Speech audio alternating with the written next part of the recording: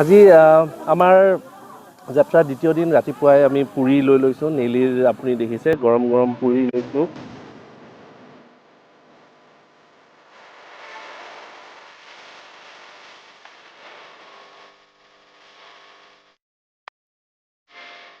আজি আমাৰ যাত্ৰাৰ দ্বিতীয় দিন ৰাতিপুৱাই আমি পুৰি লৈ লৈছোঁ। নেলিৰ আপুনি দেখিছে গৰম গৰম পুৰি লৈছোঁ।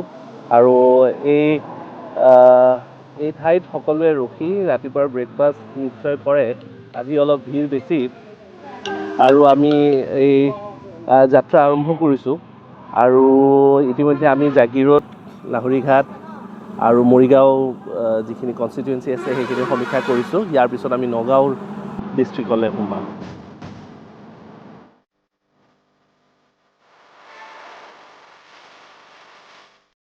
নগাঁৱৰ যিমানবোৰ সমষ্টি আছে, সদৰ, বহমপুৰ, এই সমষ্টিসমূহ আমি যিমান ভিতৰলৈ যাব পাৰোঁ আমি গ'লোঁ।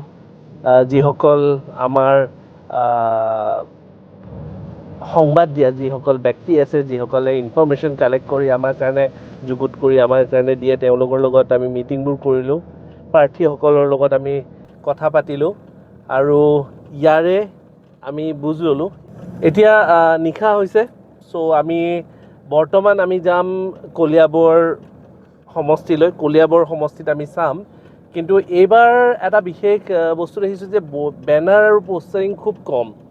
প্ৰত্যেকটো ৰাজনৈতিক দলৰ সাধাৰণতে যিবোৰ পোষ্টাৰিং, বেনাৰিং বা পোষ্টাৰ দেখা যায় সেইবোৰ কনভেনশ্যনেল সেইটো একেবাৰে কম।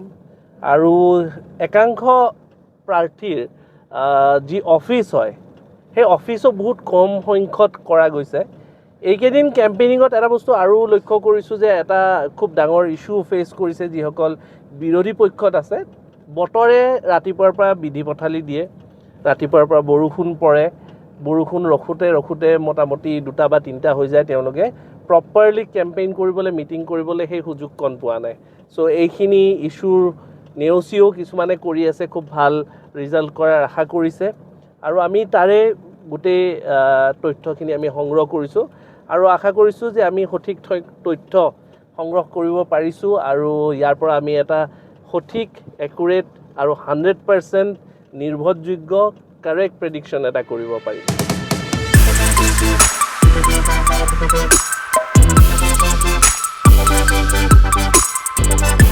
আমি আজি ভ্ৰমণ কৰি আছোঁ কলিয়াবৰ অঞ্চল। কলিয়াবৰ, তেজপুৰ এইখিনি অঞ্চল আমি বৰ্তমান ভ্ৰমণ কৰি আছোঁ। নিশা হ'ল। আমি বিভিন্ন যিসকল ব্যক্তিয়ে আমাক তথ্য যোগান ধৰে তেওঁলোকৰ লগত আমি সাক্ষাৎসমূহ কৰি আহিলোঁ। তেওঁলোকৰ পৰা ডাটা কালেক্ট কৰিলোঁ, ফিল্ড ভিজিট কৰিলোঁ।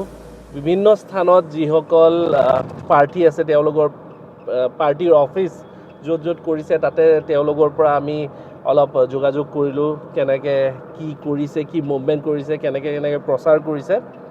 এতিয়া আমি তেজপুৰ হৈ আমি বিশ্বনাথ চাৰিআলিৰ ফালে আমি আগবাঢ়িব বিচাৰিছোঁ।